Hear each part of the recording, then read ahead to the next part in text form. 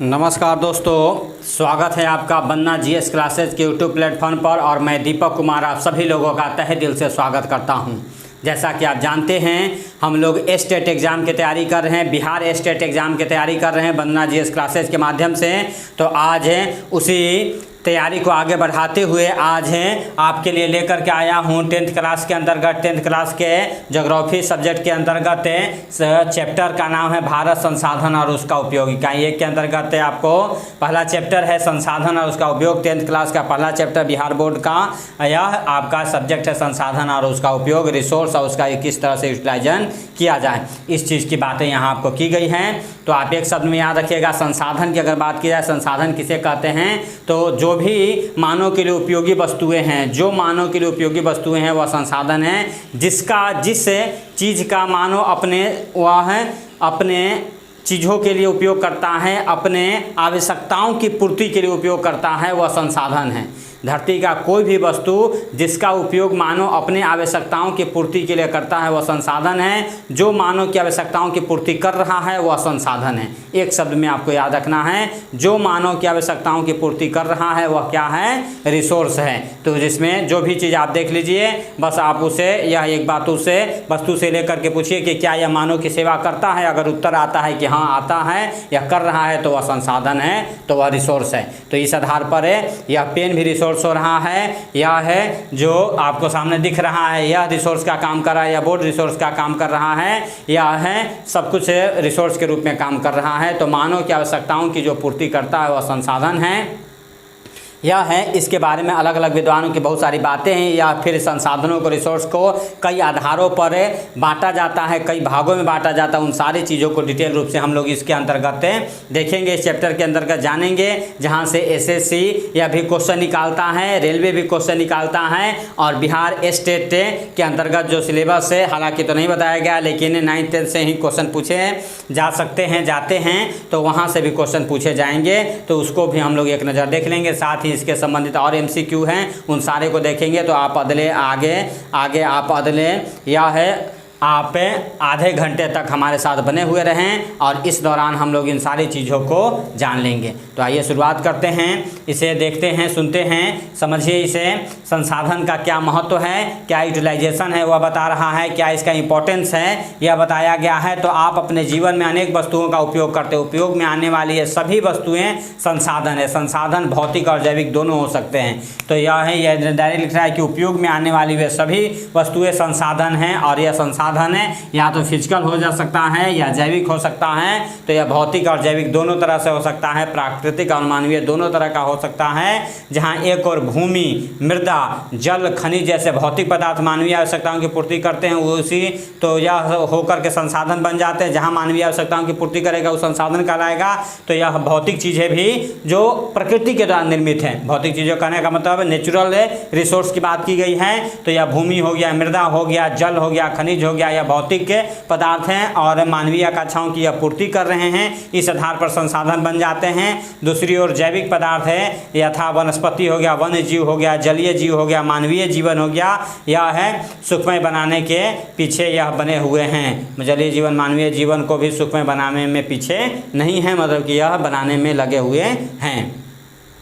तो उन्हीं चीज़ों को यहाँ बताया गया है। उपयुक्त भौतिक और जैविक पदार्थ तकनीक के सहारे जीवन उपयोगी हो जाते हैं। अब इनका हम लोग तकनीक के द्वारा वह है जीवन के लिए उपयोगी बना दिया जाता है कि जो मानव की सेवा करने लगता है। तो अनादिकाल से ही अरण्य का मतलब जंगल होता है में वनस्पति में वन जीव उपलब्ध थे। जलाशय, सागरों में जलीय जीवन लाखों वर्ष पूर्व से विचरण करते रहे हैं। सदियों से ही कोयला, पेट्रोल में अन्य खनिज पदार्थ पृथ्वी के गर्भ में पड़ा हुआ है। किंतु उस समय आदि मानव के तकनीक ज्ञान का अभाव था। धीरे धीरे जनसंख्या आवश्यकताओं में वृद्धि होती चली गई। इस वृद्धि ने मानव ज्ञानार्जन की दर में वृद्धि किया और मानव उन चीज़ों को अपने तकनीक का उपयोग करके उसके अपने उपयोगी बना लिया है। तो कहने का यह मतलब है यहाँ कि यह है जो संसाधन है, रिसोर्स है, यह अनादिकाल से वह कोयला जो हजारों लाखों वर्षों तक पड़ा हुआ रहता है और तभी वह कोयला बनता है ताप दाब के कारण। तो यह है शुरुआती मानव जो स्टोन एज कह सकते हैं, या उस दौरान मानव ने बहुत समय तक उसका उपयोग नहीं किया क्योंकि जानकारी नहीं थी। लेकिन जैसे जैसे आवश्यकता हुई तो आवश्यकता ही आविष्कार की जननी नहीं आप जानते हैं, और मानव बुद्धिजीवी होता चला गया तो वह धीरे धीरे उन चीज़ों का उपयोग वह करने लगा, जानकारी उसे होती चली गया, उन चीज़ों का वह मानव की सहूलियत के लिए, अपने उपयोग के लिए, अपने यह मानव अपने उपयोग की वस्तु से बनाता चला गया, तो वह संसाधन के रूप में आता चला गया, कह सकते हैं एक लाइन में। तो हम लोग थोड़ा तेज़ी से आगे बढ़ रहे हैं। इसमें यह है जिम्मरमैन का यह है कथन, आप भी याद रखिएगा।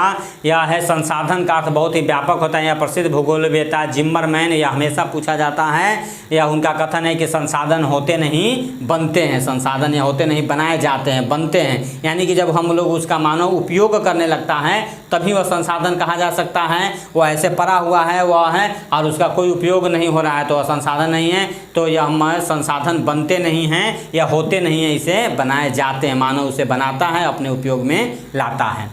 तो वर्तमान परिवेश में सेवा को भी संसाधन माना गया। कोई गायक, कवि, चित्रकार अपने क्रियाकलाप से धनार्जन और स्वयं को संतुष्ट करता है, तब उसके द्वारा यह क्रियाकलाप भी संसाधन के रूप में कहे जा सकते हैं, माने जा सकते हैं। और इन सब में वह संसाधनों का मुख्य उपयोग जो है वह केंद्र बिंदु में कौन होता है, तो यह है मानव होता है। तो उसी चित्र को दिखाया गया। मानव का पर्यावरण प्रौद्योगिकी संस्थाओं के साथ संबंध क्या होता है।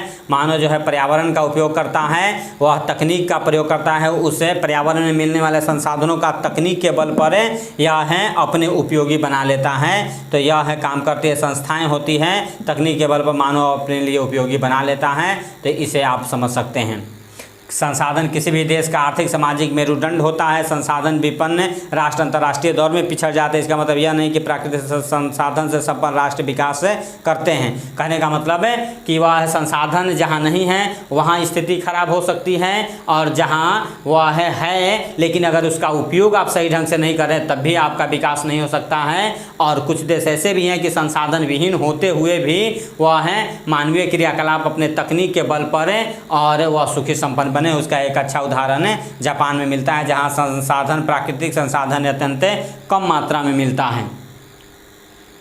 लेकिन यह वही लिखता है कि यह प्राकृतिक संसाधन जो है अत्यंत यहाँ विपन्न है, किंतु इसके मानव संसाधन तकनीकी दृष्टि से, यानी कि इसका मानव संसाधन जापान के मानव लोगों ने यह है काम किया, तकनीकी दृष्टि से इतने सबल हैं कि यह देश उपलब्ध सभी पदार्थों का विवेकपूर्ण उपयोग कर कर विकसित देशों की श्रेणी में खड़ा हो गया है। तो किसी भी देश के विकास में भौतिक और जैविक संसाधन के साथ साथ मानवीय संसाधन भी बहुत महत्वपूर्ण भूमिका निभाता है। यानी कि हम लोग भी जो हैं वह एक संसाधन के रूप में हैं और मानव सबसे बड़ा संसाधन के रूप में है, क्योंकि वही अपने बुद्धिजीवी अपने दिमाग का प्रयोग करते हुए किसी वस्तु को उपयोग लायक बना देता है। तो इसी बातों को बताया गया है। संसाधनों का वर्गीकरण किया गया है, जिसे कई आधार पर बांटा जाता है। जैसे उत्पत्ति के आधार पर बांटा जाता है जैव और अजैव में, या है जैव और अजैव में बांटा जाता है। उपयोगिता के आधार पर नवीकरणीय और अनवीकरणीय में बांटा दिया जाता है। स्वामित्व के आधार पर व्यक्तिगत हो सकता है, सामुदायिक हो सकता है, राष्ट्रीय हो सकता है, अंतर्राष्ट्रीय हो सकता है। या आपका कोई यह चीज़ जमीन जायदाद व्यक्तिगत रूप से भी हो सकता है, सामुदायिक रूप से भी हो सकता है, राष्ट्रीय और अंतर्राष्ट्रीय। तो स्वामित्व के आधार पर भी बांटा जाता है। तो इन संसाधनों को कई आधार पर बांट दिया जाता है।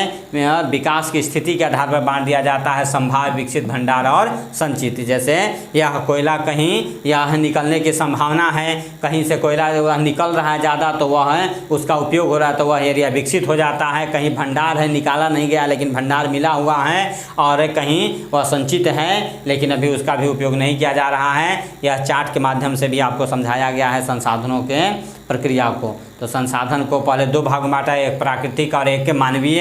एक प्राकृतिक संसाधन और एक मानवीय संसाधन। अब प्राकृतिक संसाधन को भी दो भागों में बांटा गया है, नवीकरणीय और अनवीकरणीय। और नवीकरणीय मतलब इसका बार बार उपयोग किया जा सकता है, अनवीकरणीय जिसका उपयोग बस एक बार किया जा सकता है। तो नवीकरणीयों को फिर दो भागों में बांटा गया, एक सतत अथवा प्रवाह जैसे पवन जल हमेशा दे रहा है, और जैव में जो है नवीकरणीय में प्राकृतिक वनस्पति हो गया और अन्य वन्य जीव हो गए। यह प्राकृतिक वनस्पति भी यह हमेशा उगते रहते हैं, लेकिन इसका भी यह यथोचित उपयोग करना होगा, नहीं तो एक दिन वन विहीन हो जाएगा धरती अगर लगातार इसी तरह से बर्बाद होता रहा। तो यह वन्य जीव भी जो हैं यह जन्म लेते रहते हैं, मरते रहते हैं, लेकिन अगर उनका शिकार लगातार बेतहाशा किया जाए, जैसे आज देखा जा रहा है हाथी, बहुत सारे प्रोजेक्ट चल रहे हैं, elephant project, lion project, tiger project. तो यह है जो भी हैं वह जीव जंतु जन्म लेते हैं, मरते रहते हैं नेचुरली, लेकिन अगर उनका शिकार किया जाने लगा बड़ी मात्रा में तो वह भी लुप्त हो जा सकते हैं। तो यह जैव और अजैव दो भागों में, हालांकि यह भी नवीकरणीय के अंतर्गत आते हैं जो लगातार बढ़ते रहते हैं। अब यह है अनवीकरणीय में पुनः चक्रीय, जैसे धातु, यह है धातुओं को वह बार बार उपयोग किया जा सकता है। यह अचक्रीय में जैसे जीवाश्म और ईंधन होते हैं, एक बार इनका उपयोग कर दिए तो दोबारा, जैसे कोयला का एक बार उपयोग कर दिया अब उसका दोबारा उपयोग नहीं हो सकता है, तो अचक्रीय भी हो जाते हैं, कुछ चक्रीय में धातु हो जाता है। मानवीय में अगर किया जाए तो संरचना और संस्थाएं जो भी वह अलग अलग संस्थाएं हैं वह आती हैं, और मात्रा और गुणवत्ता बांटा गया है। मानव के द्वारा किया जा रहा है, किस तरह से उसका उपयोग किया जा रहा है, उसकी मात्रा क्या, उसकी गुणवत्ता क्या होती है, इस आधार पर संसाधनों का वर्गीकरण किया गया है। तो अब फिर उन्हीं सारी चीज़ों को दिखाया गया है। यहाँ से आपको क्वेश्चन के रूप में पूछे जा सकते हैं, थोड़ा वह आपको याद रखना है। उदाहरण जैसे आपसे जो क्वेश्चन कह सकता है कि इसमें से जैव संसाधन कौन है, और 4 ऑप्शन है। तो जैव संसाधन क्या है? ऐसे संसाधन की प्राप्ति जैव मंडल से होती है, इसमें सजीव के सभी लक्षण मौजूद होते हैं, जैसे मनुष्य, वनस्पति, मत्स्य, पशुधन, अन्य प्राणी समुदाय। अजैव में निर्जीव वस्तुओं के समूह को अजैव संसाधन कहा जाता है, जैसे चट्टान हो गया, धातु हो गया, खनिज हो गया। तो यह है उदाहरण, आपको ध्यान में रखना है। उदाहरण ही आपको क्वेश्चन के रूप में पूछा जा सकता है। उपयोगिता के आधार पर नवीकरणीय और अनवीकरणीय हो जाता है, तो जिसका उपयोग बार बार किया जाएगा वह नवीकरणीय होगा। वैसे संसाधन जिन्हें भौतिक, रासायनिक और यांत्रिक प्रक्रिया द्वारा नवीकृत कर पुनः प्राप्त किया जा सकता है, जैसे सौर ऊर्जा, पवन ऊर्जा, जल ऊर्जा, विद्युत ऊर्जा। यह है जिसे सतत या प्रवाह या जैव संसाधनों में वर्गीकृत किया जा सकता है। अनवीकरणीय ऐसे संसाधन विकास लंबी अवधि में जटिल प्रक्रियाओं के द्वारा या होते हैं, लेकिन एक बार प्रयोग कर लेने के बाद वह खत्म हो जाती है। इस प्रक्रिया को पूरा होने में लाखों वर्ष समय लग जाते हैं। इसमें कुछ ऐसे भी संसाधन हैं जो पुनः चक्रीय नहीं भी, एक बार प्रयोग होने के बाद वह समाप्त हो जाते हैं, जैसे जीवाश्म ईंधन, वही कोयला, पेट्रोलियम, यह सब, यह किरोसिन, ये सब आता है जीवाश्म ईंधन के अंतर्गत, जिसका एक बार उपयोग कर लिए तो यह खत्म हो जाता है।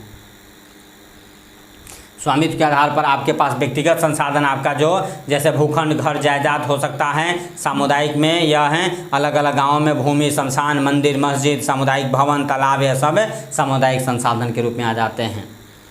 थोड़ा हम लोग तेज़ी से आगे बढ़ रहे हैं, यह समझते चलिएगा। राष्ट्रीय, अंतर्राष्ट्रीय, जो देश के अंदर है वह है, जो वह है विश्व के पास है वह अंतर्राष्ट्रीय। तो इसके अंतर्गत कानूनी तौर पर देश के अंतर्गत, राष्ट्र के अंतर्गत सभी उपलब्ध संसाधन राष्ट्रीय देश की सरकार को वैधानिक है कि वह व्यक्तिगत संसाधनों का अधिग्रहण जामनता के हित में कर सकें। जैसे यह है, एक बताया जा रहा है, किसी भी राजनीतिक सीमा के अंतर्गत भूमि, खनिज पदार्थ, जल संसाधन, वन, वन्य जीव, समुद्री जीव, यह है 200 किलोमीटर महासागरीय क्षेत्र को राष्ट्रीय संसाधन माना जाता है। यह 200 तक किलोमीटर तक महासागरीय क्षेत्र के अंतर्गत मिलने वाले संसाधन भी उस राष्ट्र का, उसका अधिकार उसमें होता है। यह है अंतर्राष्ट्रीय संसाधनों की अगर बात करें, वैसे संसाधन का नियंत्रण जिनका अंतर्राष्ट्रीय संस्था करती है, वैसे संसाधन जिनका नियंत्रण अंतर्राष्ट्रीय संस्था करती है, जैसे तट रेखा से 200 किलोमीटर की दूरी को छोड़ करके आगे भाग वाला जो हो जाता है वह महासागरीय संसाधनों में किसी देश का अधिपत्य नहीं होता है। ऐसे संसाधन का उपयोग सिर्फ अनुसंधान हेतु अंतर्राष्ट्रीय संस्थाओं की सहमति से किया जाता है। वही बताया गया, किसी देश की तट रेखा से 200 किलोमीटर दूरी तक का क्षेत्र अपवर्जक आर्थिक क्षेत्र के नाम से जाना जा सकता है, जो हाँ अनुसंधान की छूटें सभी देशों को रहती हैं, अपने निजी स्वार्थ के लिए उपयोग आप नहीं कर सकते हैं। विकास के आधार पर जो संभावी है और जो विकसित हैं, यह है जिनकी संभावना है कि इसे बदला जा सकता है, जैसे हिमालय क्षेत्र का खनिज, जिसका उत्खनन अधिक गहराई में होने के कारण अभी दुर्गम और महंगा है, लेकिन भविष्य में किया जा सकता है। इसी के तहत अंटार्कटिका वाले क्षेत्रों में या विभिन्न तरह के रिसर्च स्टेशन बने हुए, भारत का भी मैत्री गंगोत्री रिसर्च स्टेशन, वैज्ञानिक वहाँ के संसाधनों की वह जाँच कर रहे हैं, भविष्य में वहाँ से निकाला जा सकता है। तो जो संभावित संसाधन है और जो विकसित है, जो इनका विकसित हो गया, जिनका उपयोग किया जा रहा है। भंडार जिसका है, संचित कोष जिसका बना हुआ है, संसाधन नियोजन की बातें की गई हैं। किस तरह से नियोजन का अर्थ होता है मैक्सिमम यूटिलाइजेशन, सबसे अच्छा यूटिलाइजेशन। तो यह संसाधनों का विवेकपूर्ण उपयोग ही संसाधन नियोजन कहलाता है, उसका विवेकपूर्ण उपयोग ही। वर्तमान परिवेश में संसाधनों का विवेकपूर्ण उपयोग हमारे सामने चुनौती बनकर खड़ा है। संसाधनों के विवेकपूर्ण दोहन हेतु सर्वमान्य रणनीति तैयार करना संसाधन नियोजन की प्रथम प्राथमिकता होती है। अगर नियोजन नहीं हो तो जैसे झारखंड, मध्य प्रदेश, छत्तीसगढ़ वाले भाग में संसाधन होते हुए भी वह झारखंड आज डेवलप राज्य के रूप में नहीं है, जबकि वहाँ हर तरह के खनिज संसाधन हैं, तो सही तरह का नियोजन नहीं हो पा रहा है, सही सरकार और नियोजन नहीं कर सकती, उसका मैक्सिमम यूटिलाइजेशन नहीं हो पा रहा है, इसी कारण समस्या बनी हुई है। और आज यह है सस्टेनेबल डेवलपमेंट की बात हो गई है, उसका भी आपको आ जाएगा।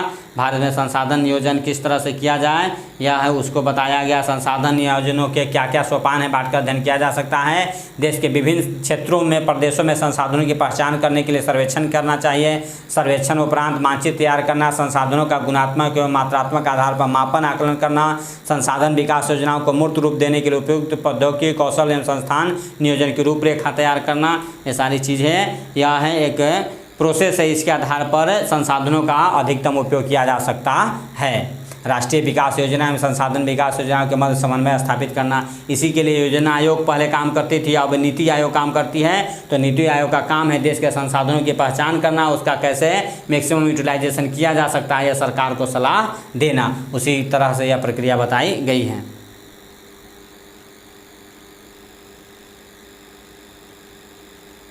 संसाधनों का संरक्षण भी होना चाहिए, यह है क्योंकि वह अगर संरक्षण न किया जाए तो यह फिर वह बर्बाद होते देर नहीं लगेगी, वह ख़त्म होते देर नहीं लगेगी। उसी अर्थ में महात्मा गांधी ने एक बात कहा, उनके एक विचार प्रासंगिक है कि हमारे पास पेट भरने के लिए बहुत कुछ है लेकिन पेटी भरने के लिए नहीं है। यानी आवश्यकताओं की पूर्ति के लिए धरती पर संसाधन है लेकिन लोभ के लिए नहीं है। यानी संसाधनों को इस तरह से उपयोग करना है कि वह आने वाली पीढ़ी के लिए भी बना हुआ रहे, बचा हुआ रहे। तो उसी को आज कहते हैं, यह है सस्टेनेबल डेवलपमेंट, सतत विकास कहा जाता है। सस्टेनेबल डेवलपमेंट के अंतर्गत संसाधनों का इस तरह से उपयोग करना है कि आने वाली पीढ़ियों के लिए भी बचा हुआ रहे।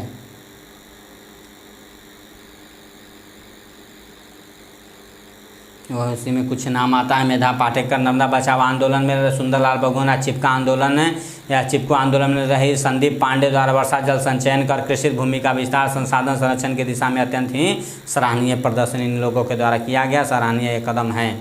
गांधी जी जैसे चिंतकों का मानना है कि मानव का स्वार्थी और लालची प्रवृत्ति तथा अत्याधुनिक तकनीक की शोषणात्मक क्रियाकलाप संसाधन के तीव्रतम ह्रास के लिए मजबूर कर रहा है।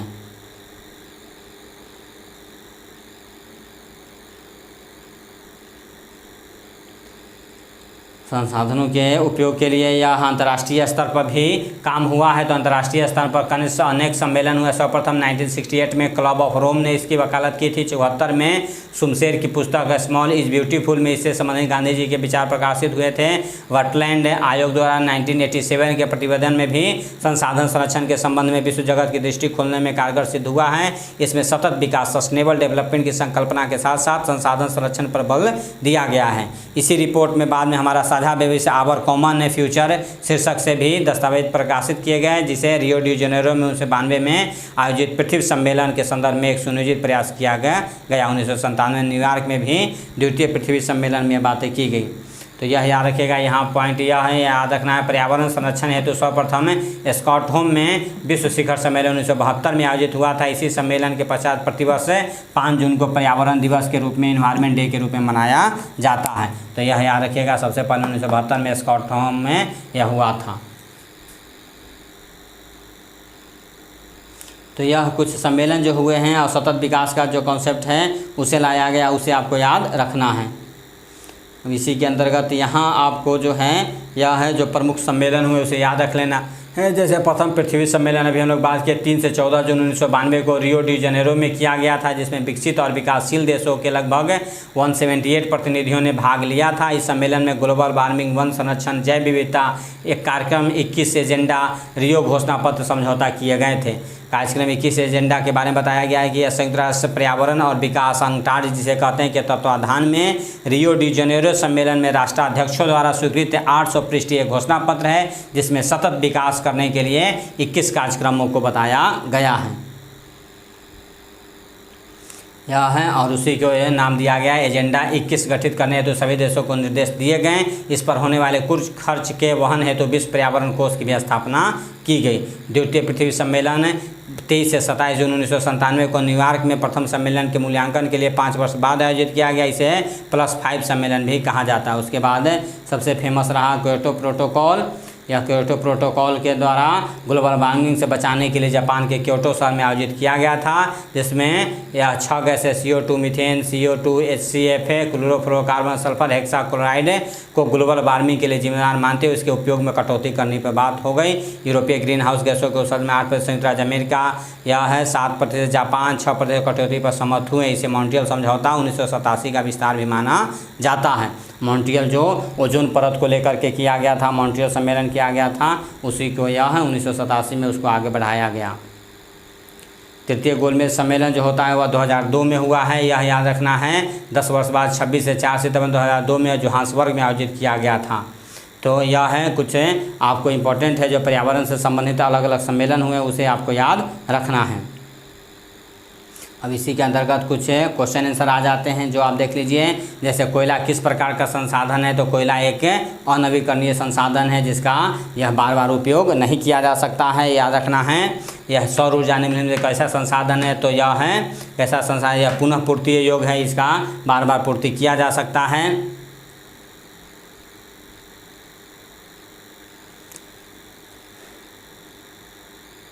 आगे यह है तटरेखा से कितने किलोमीटर क्षेत्र तक अपवार्जक आर्थिक क्षेत्र माना जाता है, तो यह है 200 नॉटिकल माइल तक का भाग है, यह अपवार्जक आर्थिक क्षेत्र माना जाता है। डाकुओं की अर्थव्यवस्था का संबंध किससे है, तो संसाधनों के अनियोजित विदोहन से। अनियोजित विदोहन जो किया जा रहा है, नियोजित रूप से नहीं किया जा रहा है, इसे डाकुओं की अर्थव्यवस्था कहा जाता है। समुद्री क्षेत्र में राजनीतिक सीमा को कितने किलोमीटर तक माना गया है, तो यह लगभग 19 के 20 किलोमीटर तक माना गया है, 19.2 किलोमीटर तक माना गया है।